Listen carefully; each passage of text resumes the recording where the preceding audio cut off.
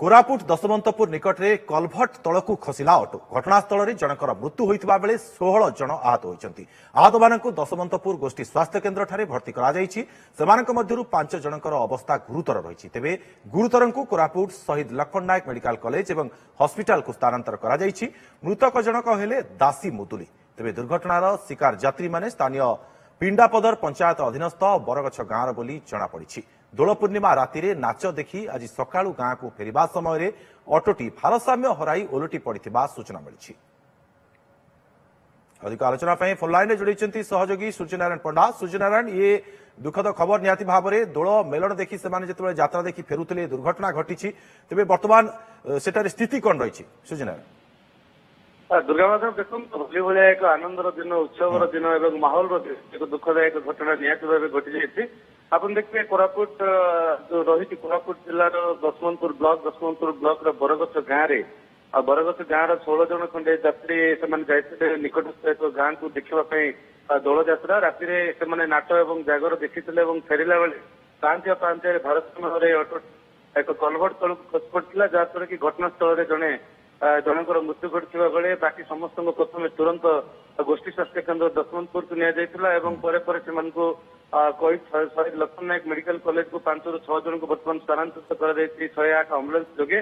तेज बर्तमान घटनास्थल में पुलिस पहुंची प्राथमिक तदंत आरंभ कर शव को जबत कर ड्राइवर जनक आहत होती मेडिकल चिकित्सित होते मुंड और आखिरे माड़ लगी। सूर्यनारायण, ये 16 जन रही गोटे अटोरे जहाँफल भारसाम्य हराई खसी पड़ा।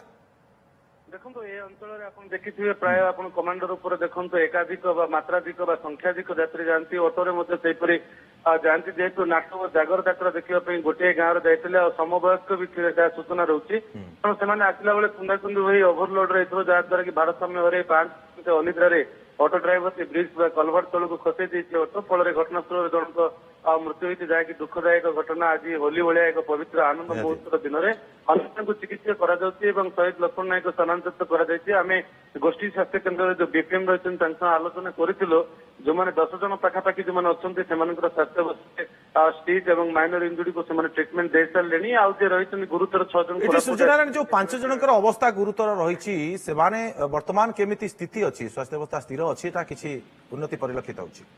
देखो दुर्गा माधव बर्तमान से दशमंतपुर पाखापाखि 40 किलोमीटर पर कोरापुट शहीद लक्ष्मण नायक मेडिकल कॉलेज को 2टी गाड़ी बर्तमान पहुंची जो रही कैजुआलिटी वार्ड में रखा जाए आलोचना करूँ भितर जेहेतु भी आम जापारूँ कि स्वास्थ्य अवस्था स्थिर अच्छी टीम अफ डॉक्टर्स लगी ट्रिटमेंट करने जहाँ बर्तमान सुधा कौन कैजुआलिटी खबर न आसते घटना को नहीं अंचल एक शोकर छाया घटी जाए जेहेतु गोटे गाँव समस्त समवयस्क थे। दुर्गा माधव, निहाती जो मृतक जनक जी दासी मुदुली रही परिवार लोकंकर किसी प्रतिक्रिया मिल पारि कि? देखो परिवार लोक घटना को पहुंची जेहेतु पुलिस पहुंची पुलिस निज आड़ मामला कर शव को जबत कर गोष्ठी स्वास्थ्य केन्द्र रखी पोस्टमार्टम पर ही हैंड ओवर कर जेहेतु राति पलि जाते यात्रा देखी राति सारा यात्रा देखी फेरी फेरला बेले एक अघटन घटी तो बर्तमान स्थिति उपर नजर रखा परिवार शोक सहित खेली अन्य मैंने जो आहत होती आत्मीय स्वजन और बंधु बांधव समस्ते दशमंतपुर गोष्ठी स्वास्थ्य केन्द्र अच्छा 5 जन जहाँ स्थानांतरित कर संपर्क आसि स्वास्थ्य अवस्था बर्तमान सुधार आसी दशमंतपुर गुरुतर मान कैजुआलिटी। ऑटो ड्राइवर अवस्था केमती अच्छी वर्तमान?